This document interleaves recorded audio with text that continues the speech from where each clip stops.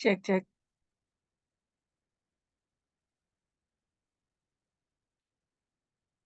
cek cek.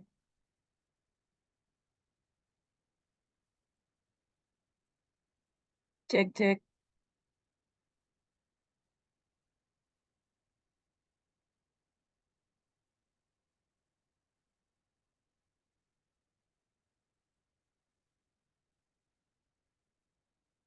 Bismillahirrahmanirrahim. Assalamualaikum warahmatullahi wabarakatuh.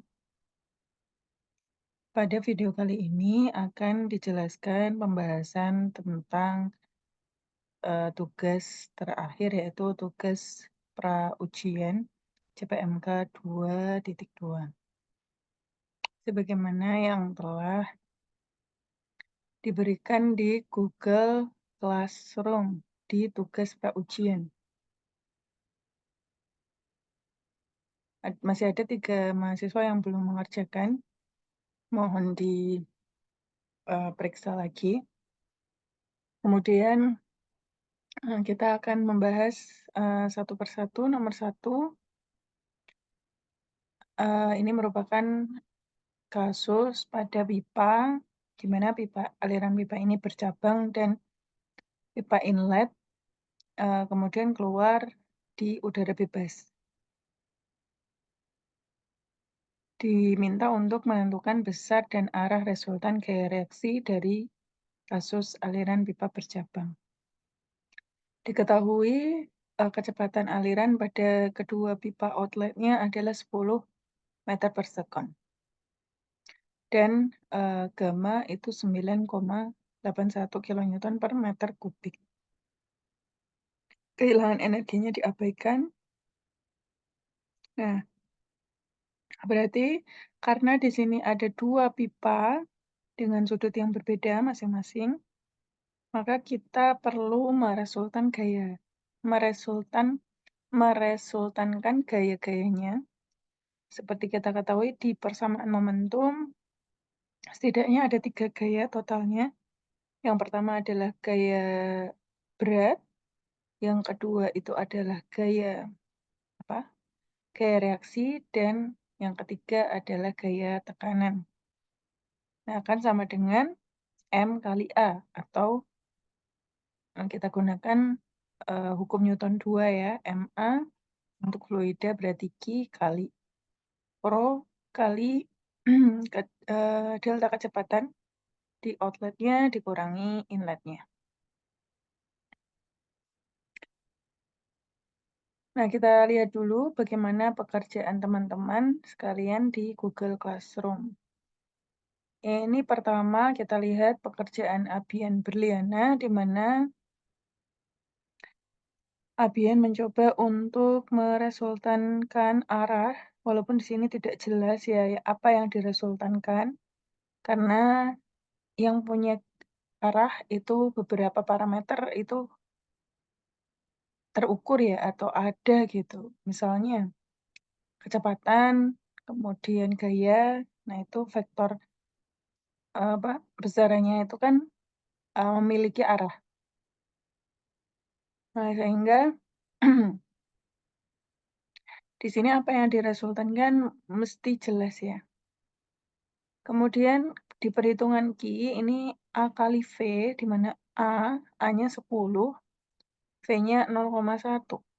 Nah, mungkin kalau kecepatannya memang diketahui ya, tapi yang diketahui adalah di pipa outletnya, bukan di setiap pipa. Ini Q-nya tidak jelas, Q-nya itu yang mana.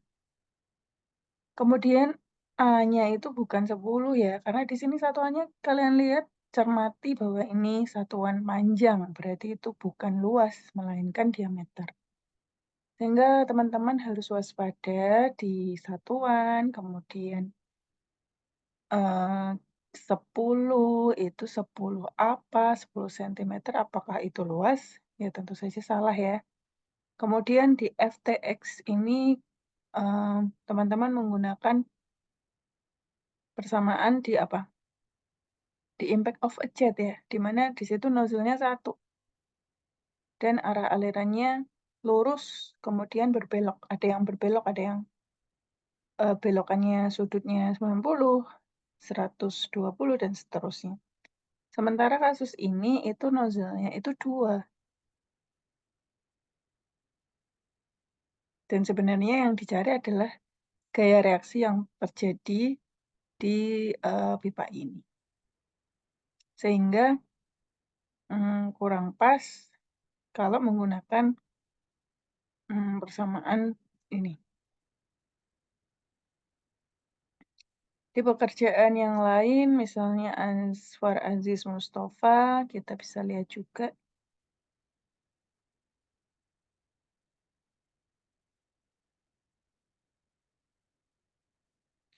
ini juga masih sama ya, A-nya juga 10 sentimeter dan seterusnya, itu tolong diperhatikan, itu pasti salah. Kemudian geser ke misal nih, kenapa saya kasih 0, karena di sini ngumpulin, tapi ngumpulin apa, PDF doang ya, novel ya? Tuh, masa kayak gitu? Ini tugasnya. Jadi jangan dikira walaupun turn in tidak saya lihat gitu. Ya turn in, tapi kalau nggak ada tulisannya ya percuma toh, nggak ada artinya. Baik, berarti kita perlu melihat, coba ke pembahasan yang saya buat.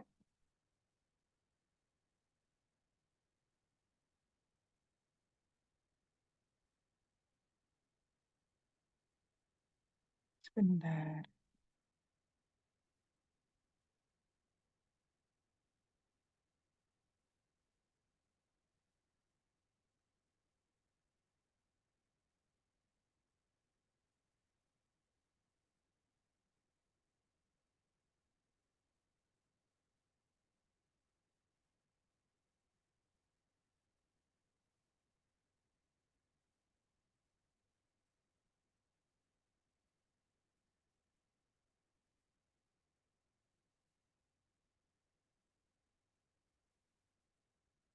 Nah, ini saya mencoba membuat sebuah jawaban, bukan jawaban sih sebenarnya, lebih ke alurnya ya, sehingga kalian nanti bisa ulangi pekerjaan kalian sehingga menghasilkan nilai yang, benar. Oke, kami bantu atau saya bantu di bagian penjelasan, ini merupakan pipanya, kemudian karena di situ ada sudut, maka kita bisa resultan masing-masing, baik arah X maupun Y-nya. Kita ketahui bahwa, eee, reaksi di sini kita tulis sebagai gaya Fx dan Fy karena memang ada 2 arah. Dan di titik 1 di inlet itu ada V1X dan V1Y. Walaupun kalau kita bayangkan ya, kecepatan arah Y-nya itu 0, sedangkan arah X-nya itu kita anggap sebagai V1. Yang mana V1 ini akan kita cari nantinya karena kita nggak punya datanya, kita cuma punya data V2 dan V3. Sedangkan di F2 itu ada arah X dan arah Y karena di situ ada sudut 15 derajat, maka F2X itu adalah sama dengan V2 cos X, cos theta, kemudian V2Y adalah V2 sin theta. Begitu juga di F3 itu ada F3X dan F3Y, di mana F3X itu adalah V3 cos 30 derajat dan V3Y adalah V3 sin 30 derajat. Selain dari kecepatan, mungkin yang perlu kita lihat adalah gaya-gaya yang terjadi. Gaya berat. Dalam hal ini kita abaikan dulu karena memang masing-masing titik itu kan nggak bisa ya dicari gaya beratnya. Ya, kecil sekali. Kemudian kita abaikan. Selanjutnya adalah gaya tekanan, di mana gaya tekanan ini saling menolak di titik inlet maupun di titik outletnya. Di titik inlet itu ada P kali A1, sedangkan di titik outlet itu P2 dan P3-nya sebenarnya 0, karena dia adalah pipa keluar yang mengeluarkan air. Jadi nozzle-nya atau jet-nya gitu ya. Sehingga P2, P3 itu sama dengan 0 karena free flow. Tahap selanjutnya adalah kita mencari V1 dengan persamaan kontinuitas, karena kita punya V2 dan V3 juga A1, A2, dan A3. Barulah kita bisa mencari Q1, Q2, dan Q3. Nah, untuk mengetahui P1, kita bisa menggunakan persamaan Bernoulli, P1 per gamma ditambah V1 kuadrat per 2G akan sama dengan P2 per gamma ditambah V2 kuadrat per 2G. Atau bisa juga kita gunakan P3 per gamma ditambah V3 kuadrat per 2G. Sehingga kita peroleh nilai P1 karena P2 dan P3-nya itu sama dengan 0. Nah, untuk persamaan momentum, tadi gaya-gayanya kita pisahkan, yaitu gaya Fx dan Fy. Untuk Fx yang bekerja itu di mana ya arahnya? Fx itu arahnya berlawanan dengan arah aliran, sehingga di situ P1 kali A1 dikurangi Fx kan sama dengan Rho kali Q kali V out atau kecepatan di titik outletnya dikurangi V di kecepatan inletnya. Kita tahu bahwa outletnya ada dua, yaitu arah X itu ada V2X dan V3X, di mana arahnya sama, sehingga tidak masalah ditambah, kemudian berlawanan dengan arah yang di titik inletnya. Sehingga Fx-nya bisa kita cari. Kemudian yang kita lihat adalah gaya yang bekerja di arah Y-nya. Nah, di arah Y itu ada Fy saja, karena kalau P2 dan P3 itu sama dengan 0, berarti gaya reaksinya cuma Fy saja. Kemudian V di titik outletnya itu ada V2 dan V3Y, di mana arahnya saling berlawanan. Di arah 2Y itu ke bawah dan V3Y ke atas. Ini adalah asumsi kita ya. Nah, sehingga dia negatif di V3. Kemudian dikurangi V1Y karena di titik inletnya berlawanan. Nah, barulah kita menemukan Fy. Di sini saya lupa menuliskan bahwa untuk resultan gaya reaksi itu adalah akar dari Fx kuadrat ditambah Fy kuadrat. Sedangkan arahnya kita bisa hitung berdasarkan tangen. Theta itu sama dengan Fy per Fx gitu ya. Jadi kita bisa tentukan berapa arahnya.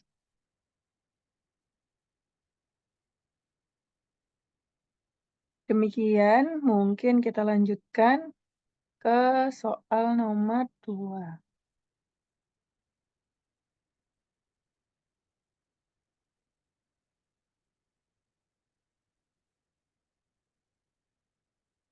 Di soal nomor 2 itu adalah panjang pipa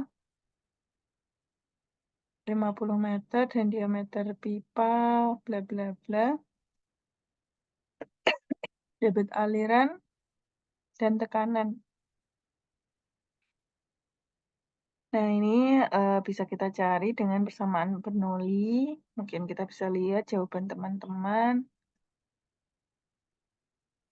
dari bawah dulu mungkin. Reference.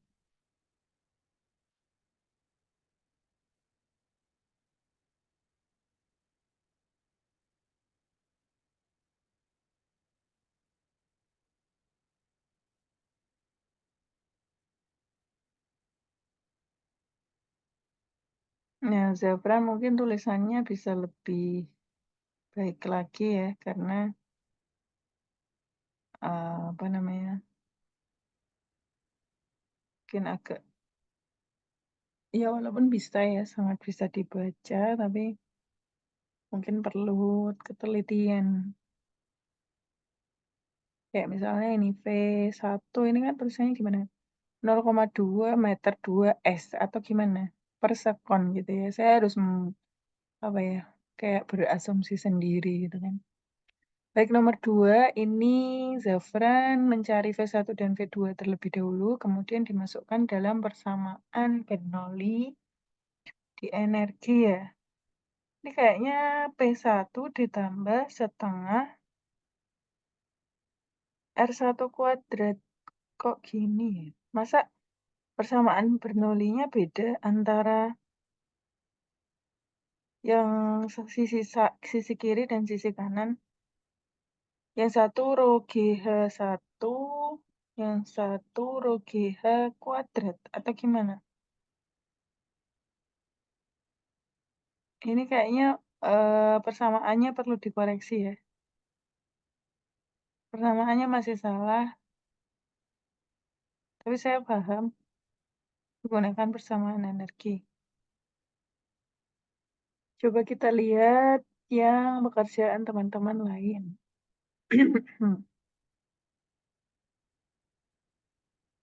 Ini pekerjaannya Yudit. Yudit juga begitu tulisannya, mohon dirapikan. Nomor 2 ini juga beda ya, harusnya kan sama ya.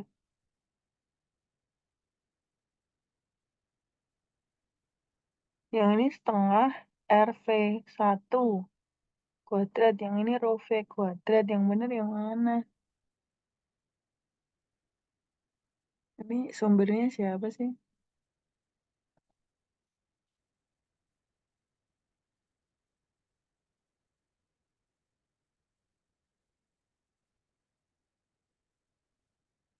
Yoga, kita lihat yoga. Nah ini harusnya sama ya, setengah rho V kuadrat. Ini juga yang satu sama harusnya. Masa ini beda-beda? Nah ini mungkin nanti dicek ya. Terus ini tuh apa ya? K gini, kilo atau apa ya?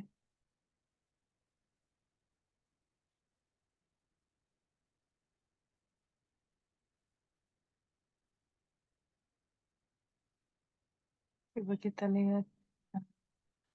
Aziz.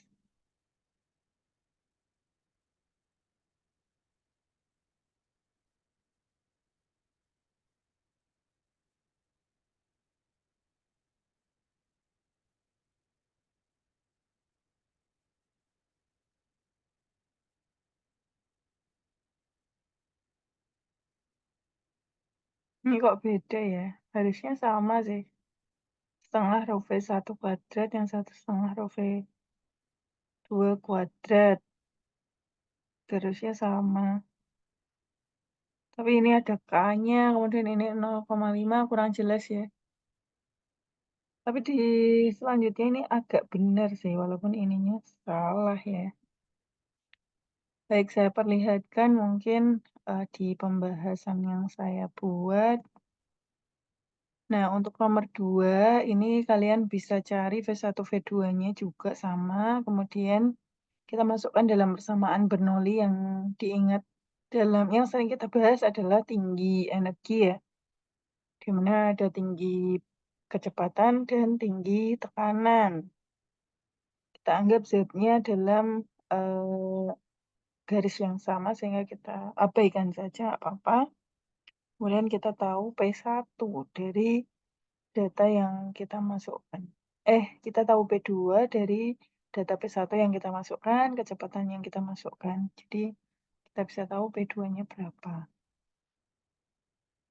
Oke, kemudian kita lanjut ke nomor 3. Nomor 3 itu adalah tentang aliran yang keluar dari lubang besar. Kita lihat punya Aziz sekalian. Nomor 3 itu kok bisa lubang bebas dan terendam ya? Padahal itu jelas-jelas lubang bebas loh.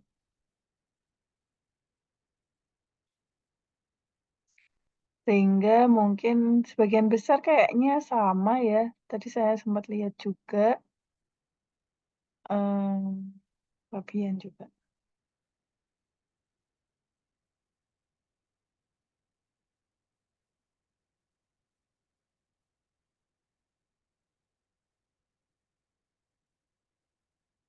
Wah, ini Fabian ini malah kosong. Nah, ini Fabian bener nih persamaannya, cuma yang di bawahnya nih nggak jelas. K itu apa?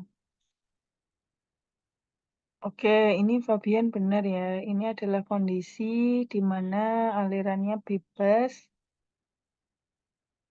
dan lubangnya lubang besar segi 4, sehingga persamaannya ini ya. 2/3 CD dan lain-lain. Kalian bisa lihat di slide tentang aliran melalui lubang besar.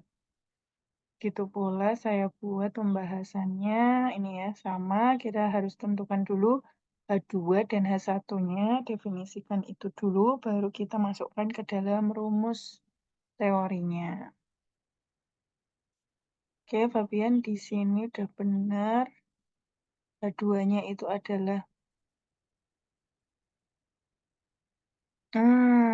salah di sini Fabian. Fabian di sini 7 ya, kok bisa 7 ya?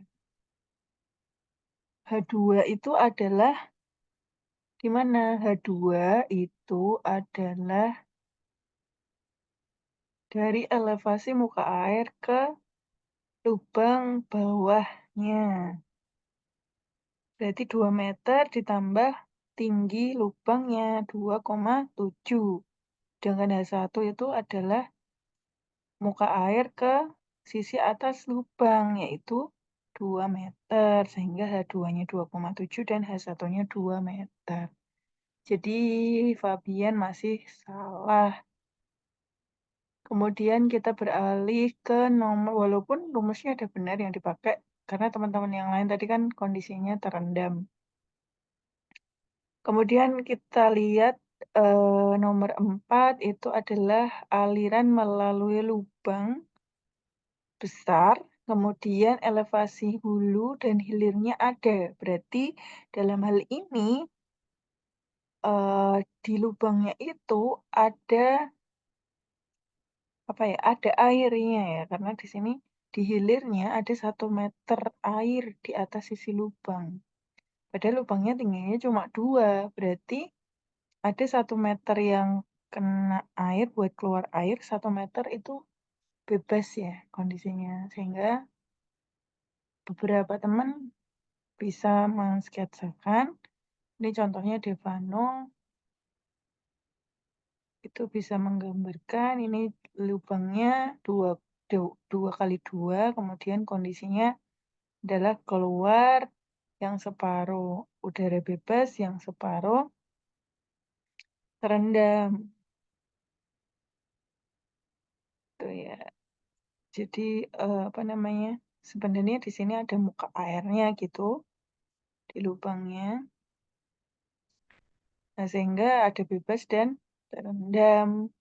Samanya ini kita definisikan H1 itu adalah dari muka air ke sisi atas ya, yaitu 3 meter, H2 dari sisi muka air ke lubang bagian bawah, 3 ditambah 2, kemudian ada H itu dari muka air ke muka air hilirnya, sehingga 3 ditambah 1 meter, 4 meter. Udah benar? Kita lihat kalau di pembahasan,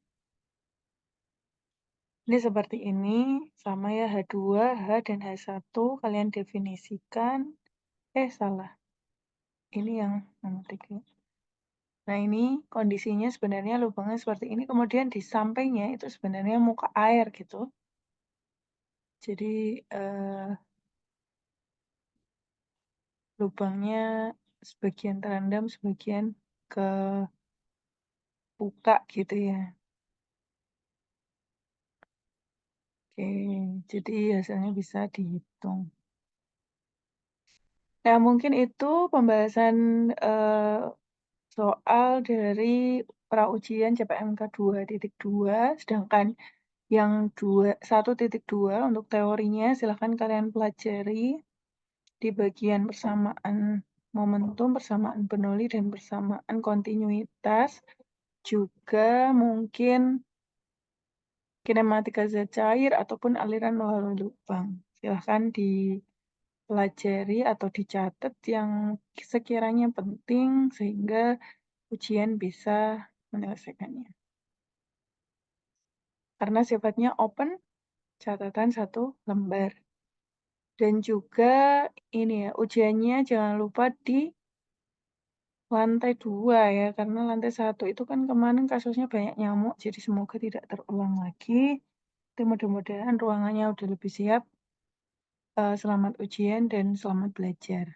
Selamat belajar dan selamat ujian. Terima kasih semuanya. Saya tutup. Wassalamualaikum warahmatullahi wabarakatuh.